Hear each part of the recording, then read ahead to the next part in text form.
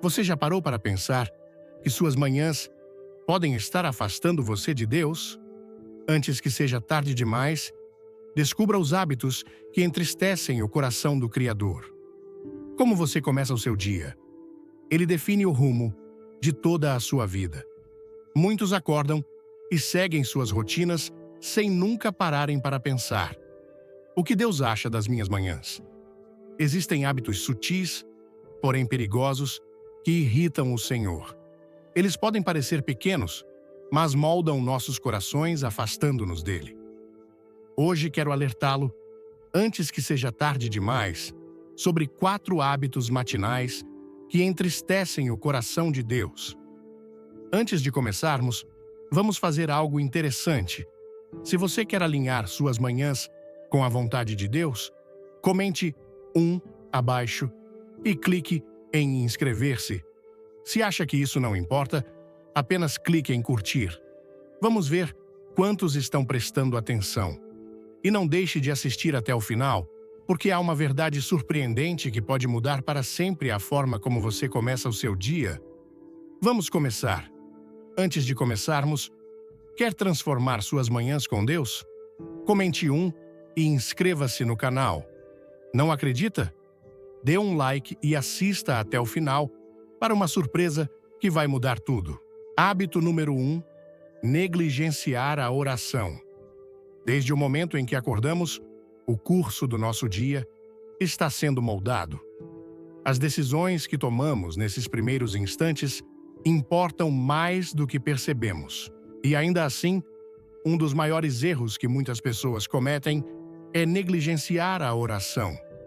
Elas correm para o dia sem reconhecer aquele que lhes deu fôlego, sem buscar sua orientação, sem agradecer-lhe pelo presente de mais uma manhã. Isso não é apenas um pequeno descuido, é uma falha espiritual, com profundas consequências. A oração não é apenas uma prática religiosa ou um hábito para os excessivamente devotos. Ela é o fundamento de uma vida que caminha em alinhamento com Deus. Quando negligenciamos a oração, estamos essencialmente dizendo a Deus que não precisamos dele. Estamos dizendo: eu posso fazer isso sozinho, tenho tudo sob controle. Mas será que temos? Será que podemos realmente navegar pela vida, enfrentar provações, suportar sofrimentos e tomar as decisões certas sem a orientação divina? A resposta é simples: não, não podemos. A Bíblia é clara sobre a importância da oração. Ela diz, em 1 Tessalonicenses 5, versículo 17, orai sem cessar. Isso não significa que devemos estar de joelhos a cada segundo do dia, mas significa que nosso coração deve estar sempre em uma postura de comunhão com Deus. Significa que todos os dias, desde o momento em que acordamos, devemos buscá-lo primeiro. A oração não é uma obrigação, é um privilégio. É a oportunidade de entrar na sala do trono de Deus e falar com o Criador do universo. E ainda assim, muitos passam dias, semanas, até meses sem orar de verdade. Quando uma pessoa negligencia a oração, ela começa o dia com suas próprias forças. A princípio, pode parecer que nada está errado. Elas se levantam, se arrumam, checam o celular, tomam um café da manhã e seguem o dia. Mas, com o tempo, os efeitos de uma vida sem oração começam a se manifestar. A ansiedade cria raízes. A preocupação torna-se uma companheira constante. As decisões são tomadas com pressa em vez de sabedoria.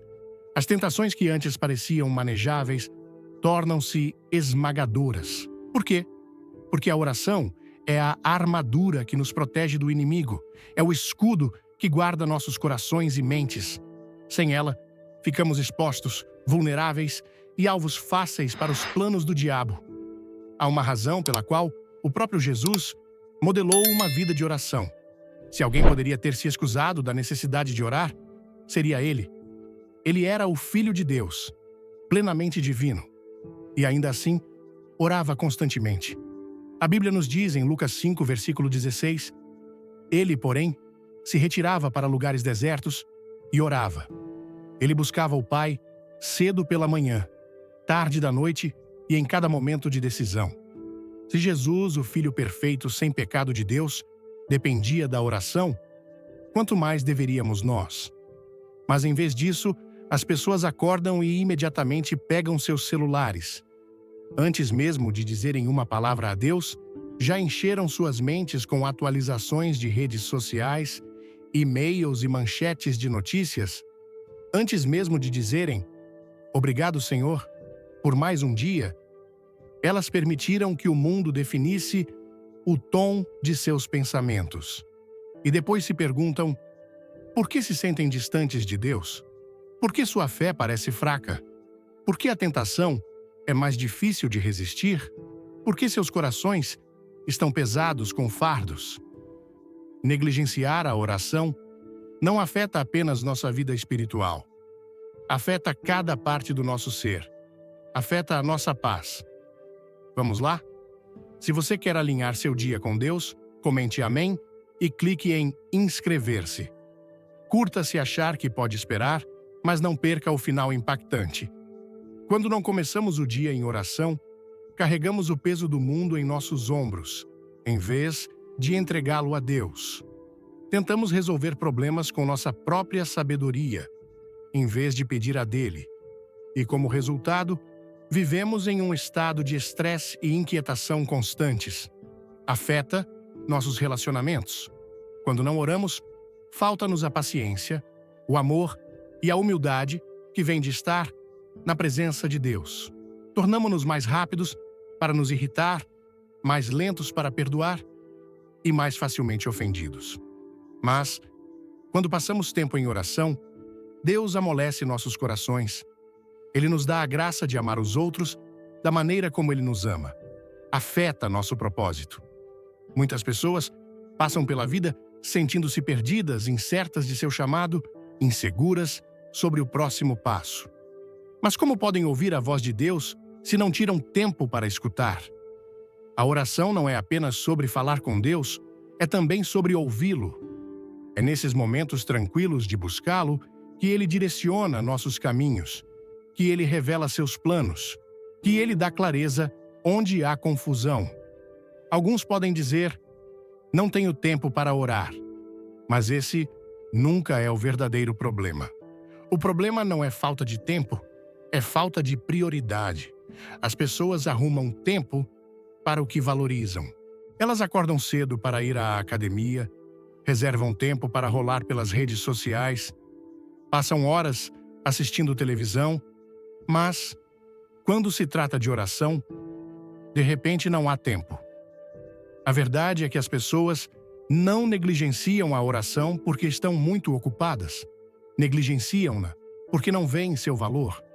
Outros dizem, não sei o que orar. Mas a oração não é sobre usar as palavras certas ou seguir uma fórmula perfeita. É simplesmente falar com Deus, é ser honesto com Ele, derramar seu coração, pedir sua ajuda e agradecer-lhe por sua bondade. Não há necessidade de eloquência, apenas de sinceridade.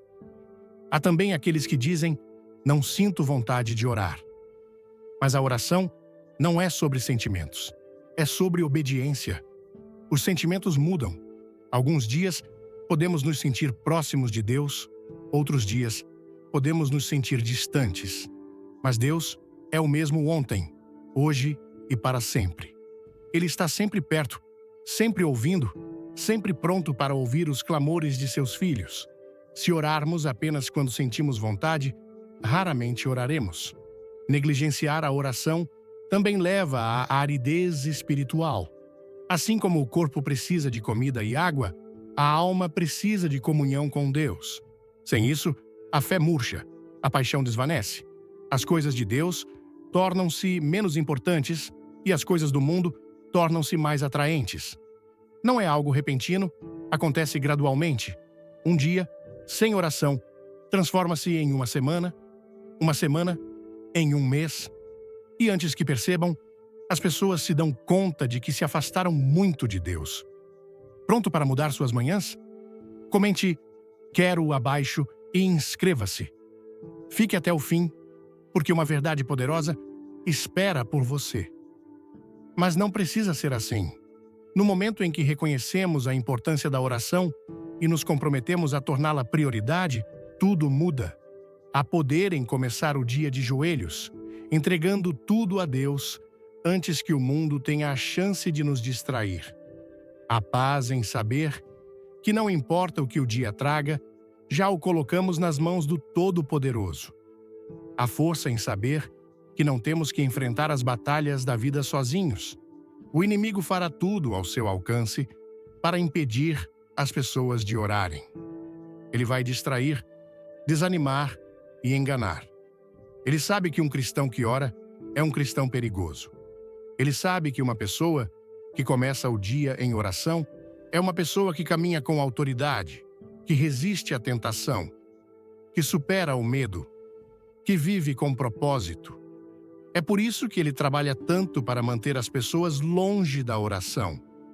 A verdade é que todo crente tem uma escolha a cada manhã. Eles podem começar o dia com Deus ou podem começá-lo sem Ele. Podem buscar sua presença ou podem atravessar a vida por conta própria. Mas uma coisa é certa: aqueles que negligenciam a oração sempre lutarão de maneiras que nunca foram destinados a lutar. Eles carregarão fardos que nunca foram destinados a carregar. Eles viverão de uma forma que nunca foram destinados a viver. Porque, como diz em João 15, versículo 5, sem mim, nada podeis fazer. Hábito número 2. Encher a mente com distrações mundanas. Desde o momento em que acordamos, nossas mentes são bombardeadas com informações. O mundo está constantemente clamando por nossa atenção, oferecendo distrações a cada esquina. Muitas pessoas começam o dia não com oração, não com as Escrituras, não buscando a presença de Deus, mas com o barulho do mundo. Elas pegam seus celulares, checam as redes sociais, rolam pelos feeds de notícias e mergulham no entretenimento antes mesmo de reconhecerem aquele que lhes deu fôlego. Esse hábito, embora pareça inofensivo, é perigoso. Ele condiciona a mente a priorizar o temporário sobre o eterno, o terreno sobre o divino. Ele enche o coração de ansiedade, comparação e inquietação antes mesmo de o dia começar. Quando uma pessoa enche a mente com distrações mundanas logo pela manhã, ela está definindo o curso de como vai pensar, sentir e agir ao longo do dia. A Bíblia nos adverte em Romanos 12, versículo 2. Não vos conformeis com este mundo, mas transformai-vos pela renovação do vosso entendimento, para que experimenteis qual seja a boa, agradável e perfeita vontade de Deus. Esse versículo não é uma sugestão, é uma ordem. Deus sabe que o que ocupa nossas mentes acabará moldando nossas vidas.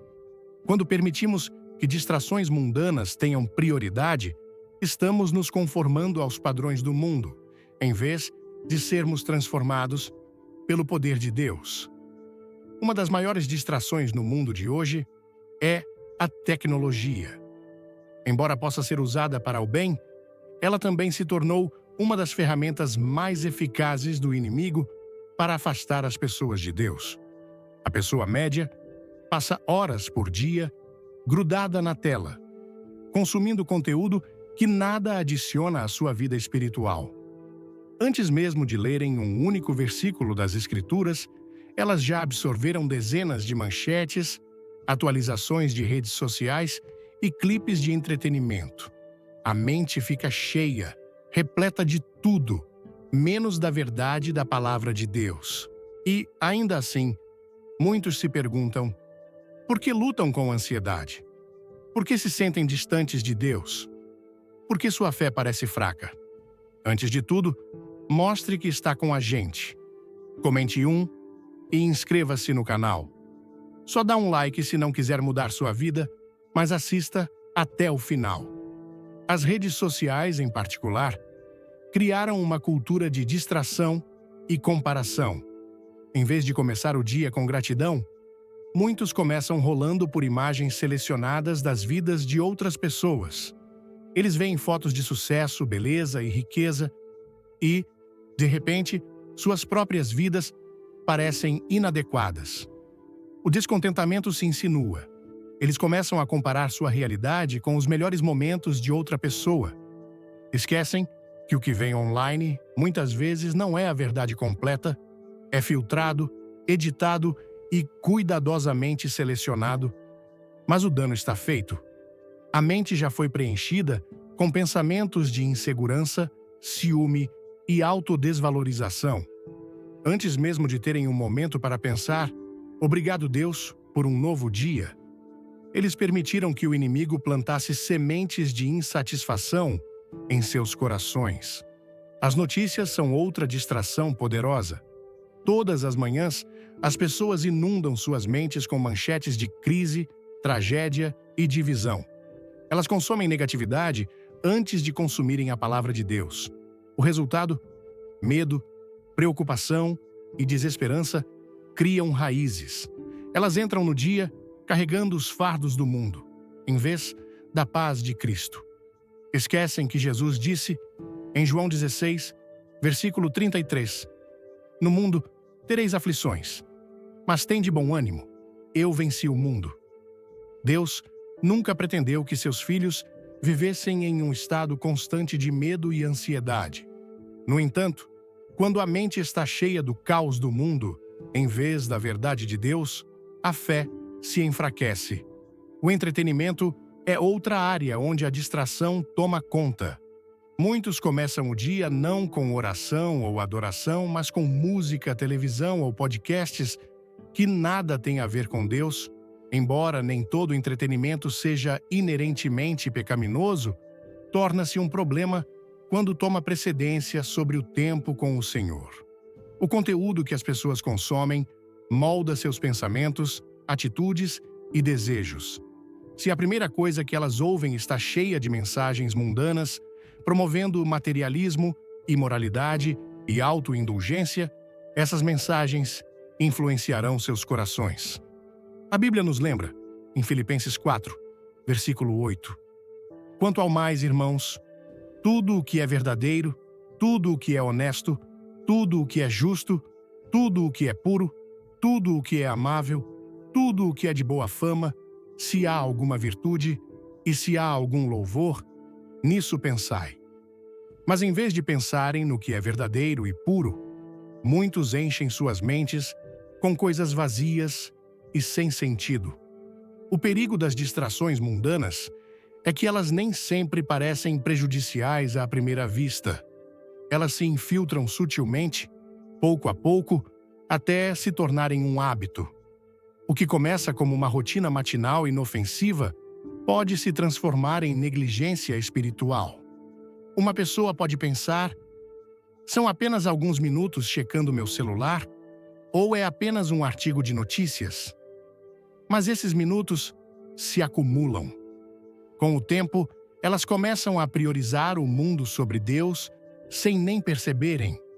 Podem ainda frequentar a igreja, podem ainda afirmar que seguem a Cristo, mas seu primeiro amor foi substituído.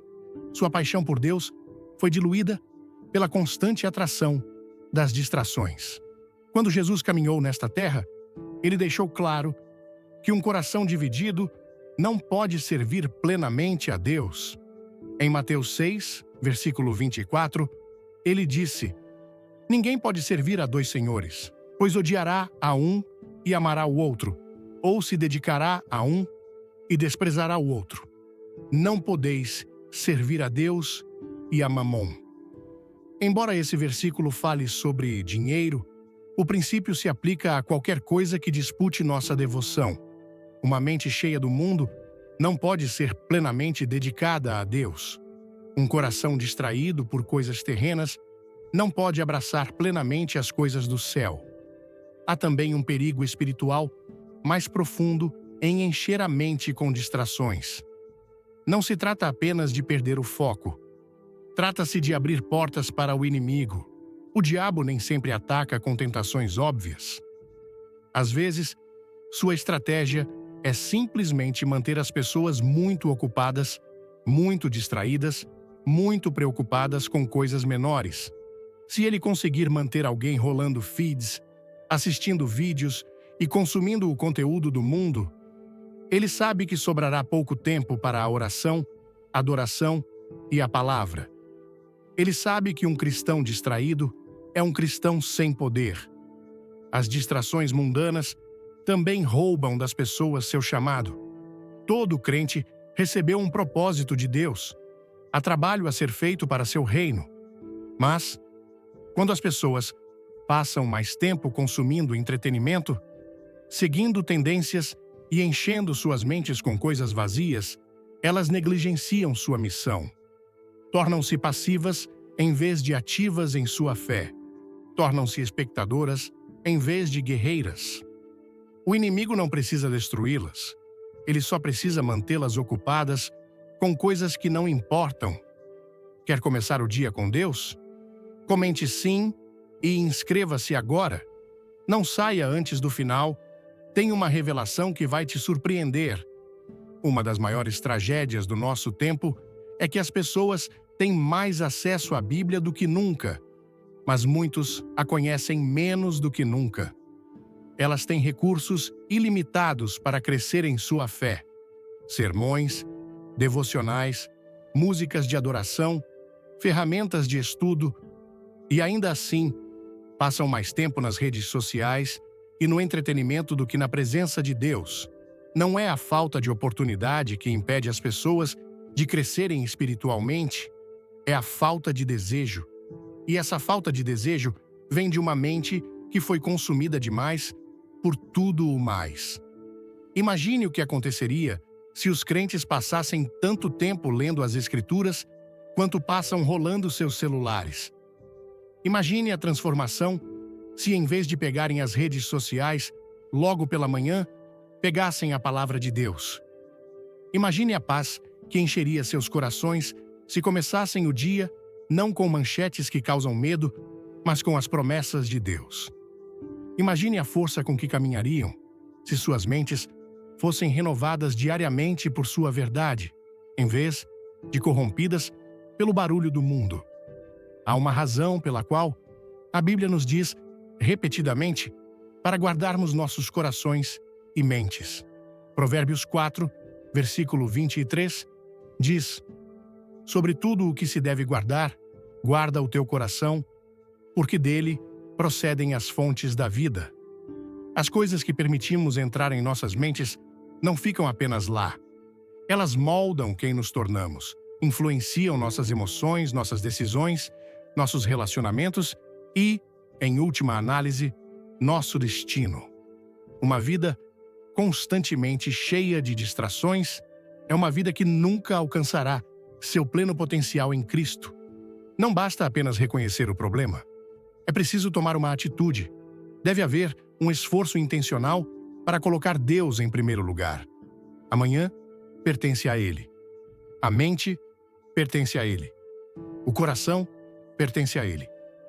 Quando Ele é o primeiro pensamento do dia, tudo mais se encaixa.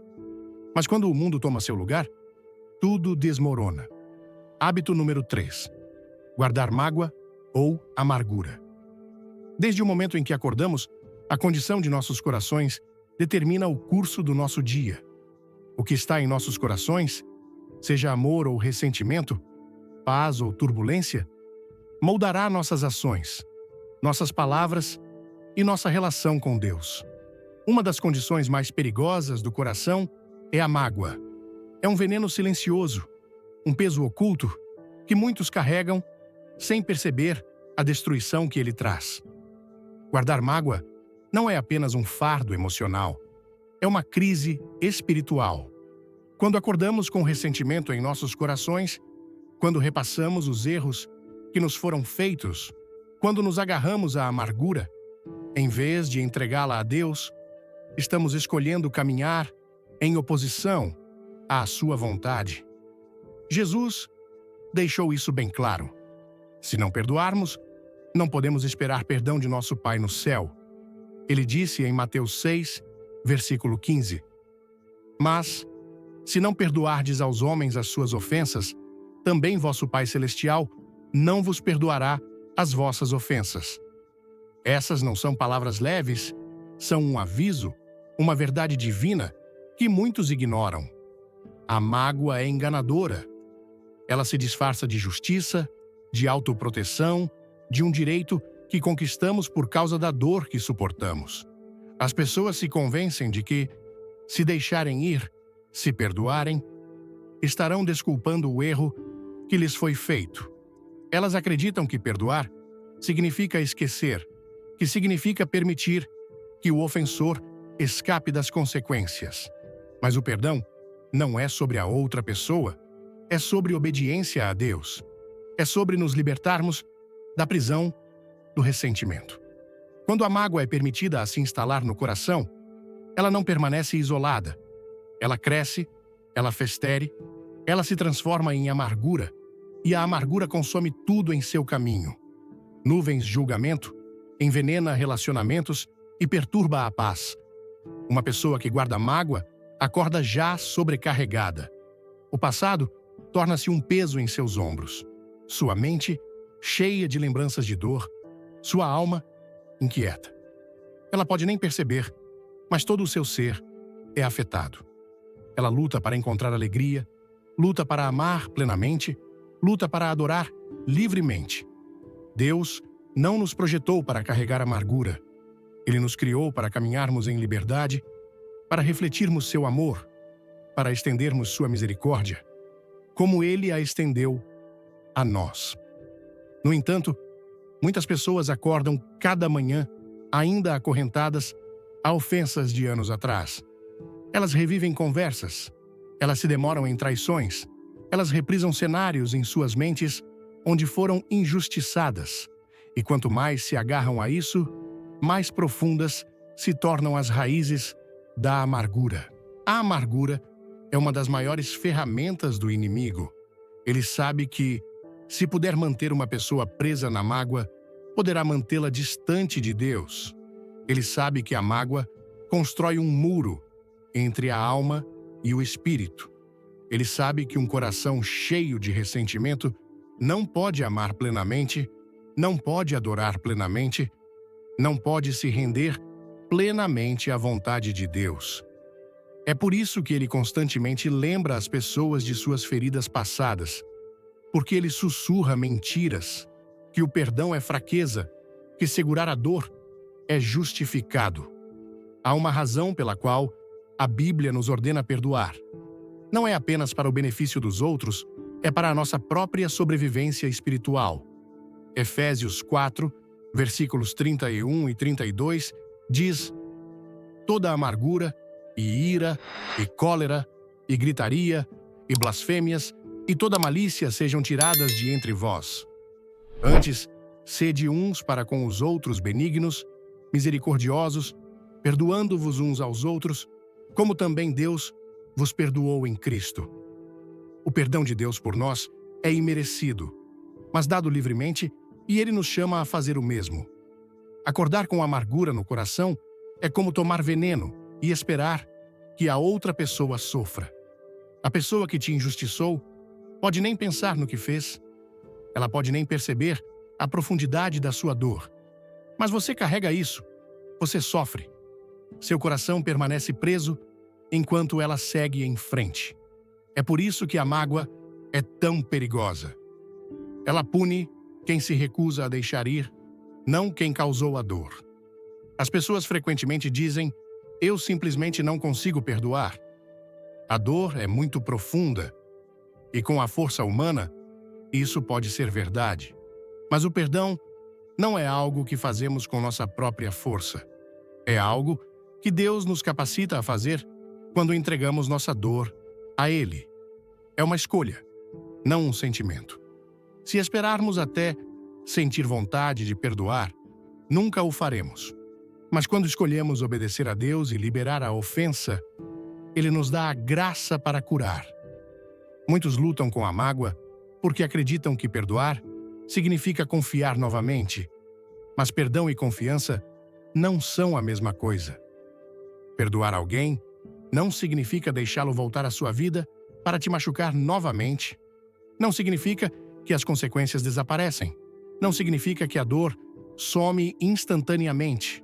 O perdão é sobre liberá-los do seu julgamento e colocá-los nas mãos de Deus. É sobre recusar deixar a amargura criar raízes. É sobre escolher a obediência sobre o ressentimento. A amargura não afeta apenas o relacionamento com a pessoa que causou a dor, afeta todos os relacionamentos. Uma pessoa que carrega mágoa acorda na defensiva, incapaz de confiar plenamente nos outros. Ela traz as feridas do passado para o presente, permitindo que a dor antiga dite seus novos relacionamentos. Ela luta para amar seu cônjuge de todo o coração porque ainda está agarrada à traição de outra pessoa. Ela luta para ser paciente com seus filhos porque a amargura endureceu o seu coração. Ela luta para estar em paz com seus amigos porque a ofensa a fez presumir o pior rapidamente. Deus nos chama a amar, e o amor não pode prosperar em um coração cheio de ressentimento. 1 Coríntios 13, versículo 5 diz: o amor não se porta com indecência, não busca os seus próprios interesses, não se irrita, não suspeita mal. No entanto, muitas pessoas mantêm um registro detalhado. Elas lembram de cada palavra dura dita a elas, cada traição, cada decepção. Carregam isso como uma lista em seus corações, revisando-a, adicionando a ela, garantindo que nunca esqueçam. Mas o amor libera, o amor deixa ir, o amor escolhe lembrar da graça de Deus em vez dos erros dos outros. A recusa em perdoar não é apenas sobre relacionamentos humanos, afeta a eternidade. Jesus deixou claro que a medida que usamos para perdoar os outros é a medida que será usada para nós. Uma pessoa que se recusa a perdoar está pedindo a Deus que a julgue pelo mesmo padrão. Mas quem de nós pode suportar isso? Quem de nós viveu sem pecado? Quem de nós não falhou em relação à glória de Deus? Se Deus mantivesse um registro de nossos erros, quem poderia ficar de pé? No entanto, Ele não faz isso. Ele remove nossos pecados tão longe quanto o leste está do oeste, e espera que façamos o mesmo. Quando uma pessoa acorda todos os dias com mágoa no coração, ela rouba de si mesma a paz de Deus. Ela perde a alegria que vem de caminhar em harmonia com Ele. Ela bloqueia as bênçãos que fluem de um coração livre. Ela vive presa, carregando um peso que nunca foi destinado a ser carregado. O inimigo ama sussurrar: eles não merecem seu perdão. E talvez não mereçam, mas nós também não merecemos. O perdão não é sobre o que é merecido, é sobre graça. É sobre escolher a obediência acima dos sentimentos. É sobre confiar em Deus para lidar com a justiça. Quando Jesus estava pendurado na cruz, sofrendo a morte mais brutal, ele olhou para aqueles que o zombaram, aqueles que o bateram, aqueles que o pregaram naquela árvore, e disse em Lucas 23, versículo 34, Pai, perdoa-lhes, porque não sabem o que fazem. Se Jesus, em sua agonia, pôde perdoar aqueles que o crucificaram, que desculpa temos?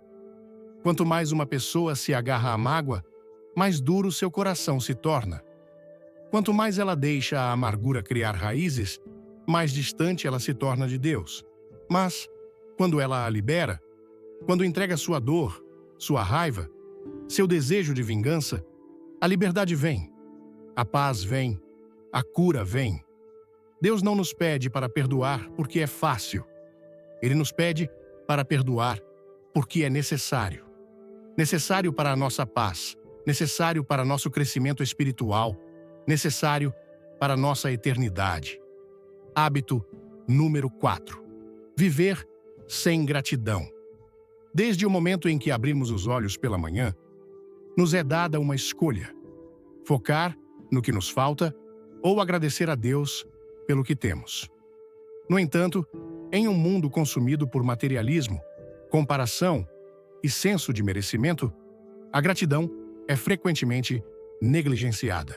As pessoas acordam e imediatamente pensam no que não têm, no que desejam que fosse diferente, nos problemas que devem enfrentar, em vez de elevarem seus corações em ação de graças, começam o dia com frustração, ansiedade ou insatisfação.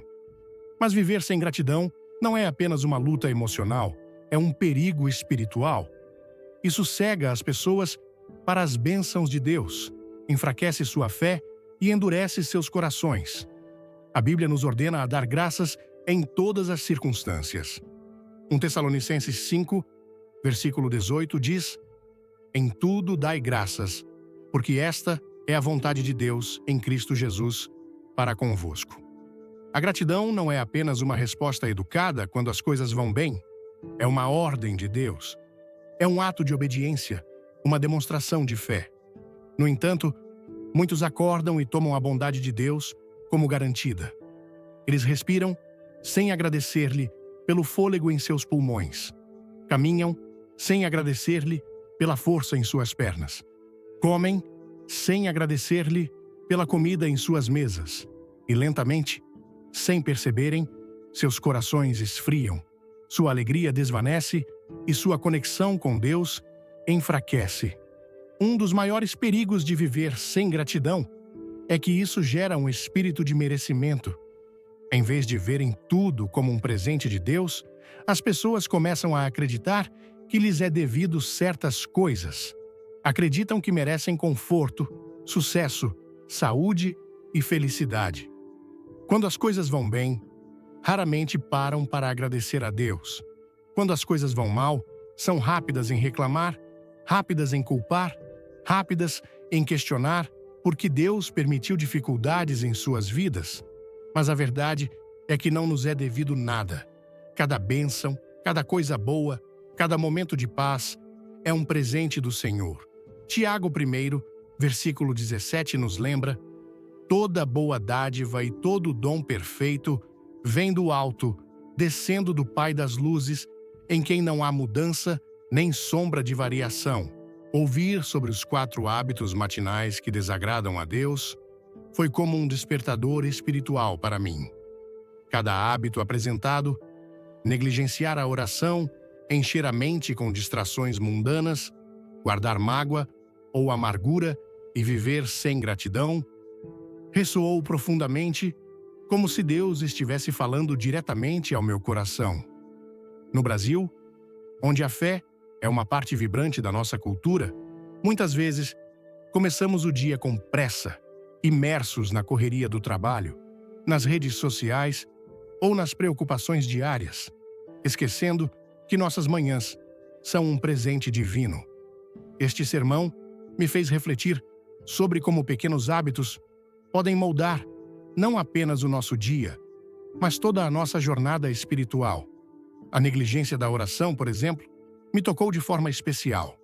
Quantas vezes acordei e corri para checar o celular sem dedicar um momento para falar com Deus?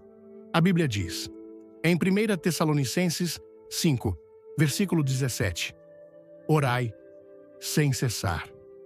Essa verdade me confrontou. Oração não é uma tarefa, é um privilégio, uma conexão direta com o Criador. Percebi que, sem oração, eu estava tentando enfrentar o dia com minhas próprias forças, o que me deixava ansioso e sobrecarregado. A oração matinal é como uma âncora que nos mantém firmes em Deus. E agora entendo por que Jesus, mesmo sendo o Filho de Deus, priorizava esses momentos com o Pai. O segundo hábito, encher a mente com distrações mundanas, também foi um alerta. No Brasil, somos apaixonados por redes sociais, música e entretenimento. Não há nada de errado em aproveitar essas coisas, mas quando elas tomam o lugar de Deus logo pela manhã, começamos o dia desconectados do que realmente importa. Romanos 12, versículo 2, nos exorta: "Não vos conformeis com este mundo, mas transformai-vos pela renovação do vosso entendimento." Esse versículo me fez repensar como as primeiras coisas que consumo pela manhã moldam meus pensamentos e emoções. Quando abro o celular, antes de abrir a Bíblia, permito que o barulho do mundo dite meu humor. em vez de deixar a paz de Deus guiar meu coração. Esse hábito me roubava a clareza e a força espiritual, deixando-me vulnerável à ansiedade e à comparação. O terceiro hábito, guardar mágoa ou amargura, tocou uma ferida profunda. No Brasil, somos um povo caloroso, mas também carregamos emoções intensas, e perdoar nem sempre é fácil. Mateus 6, versículo 15. É claro. Mas e se não perdoardes aos homens as suas ofensas, também vosso Pai Celestial não vos perdoará as vossas ofensas. Essa verdade me desafiou a olhar para dentro de mim. Quantas lãs acordei, revivendo ofensas do passado, permitindo que a amargura envenenasse meu dia. Percebi que guardar mágoa não apenas me prendia, mas também bloqueava a paz que Deus deseja me dar. O perdão, como aprendi, não é sobre esquecer a dor, mas sobre obedecer a Deus e confiar que Ele cuidará da justiça. Essa lição me inspirou a liberar ressentimentos e buscar a liberdade que vem de um coração perdoador. Por fim, o quarto hábito, viver sem gratidão, foi um convite à transformação. Em um país tão rico em beleza natural e diversidade cultural como o Brasil, é fácil tomar as bênçãos de Deus como garantidas. 1 Tessalonicenses 5, versículo 18, nos lembra: em tudo dai graças, porque esta é a vontade de Deus em Cristo Jesus para convosco. Começar o dia com reclamações ou focado no que falta me afastava da alegria de reconhecer o que Deus já me deu. A gratidão, percebi, é um ato de fé que transforma nossa perspectiva, mesmo em meio às dificuldades. Cada novo dia é uma oportunidade para agradecer pelo fôlego de vida, pela família, pelos pequenos momentos que refletem o amor de Deus. Esses 4 hábitos me ensinaram que minhas manhãs são um campo de batalha espiritual.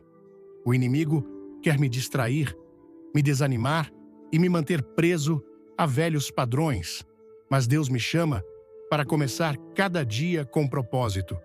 Para aplicar essas lições na minha vida, decidi criar uma nova rotina matinal. Primeiro, começarei com uma oração simples, agradecendo a Deus pelo novo dia e pedindo sua orientação. Não precisa ser longa, mas deve ser sincera. Em seguida, reservarei pelo menos 5 minutos para ler um trecho da Bíblia, talvez um salmo ou um versículo que fale ao meu coração, antes de tocar no celular. Isso me ajudará a encher minha mente com a verdade de Deus, em vez do barulho do mundo. Também farei um exame diário do meu coração, perguntando: há alguém que preciso perdoar? Se houver, orarei, pedindo a Deus a força para liberar essa mágoa, sabendo que o perdão é para minha própria liberdade. Por fim, escreverei ou direi em voz alta 3 coisas pelas quais sou grato a cada manhã, desde o café quente até a saúde da minha família. Esses pequenos atos de gratidão vão transformar meu coração e me manter conectado à bondade de Deus.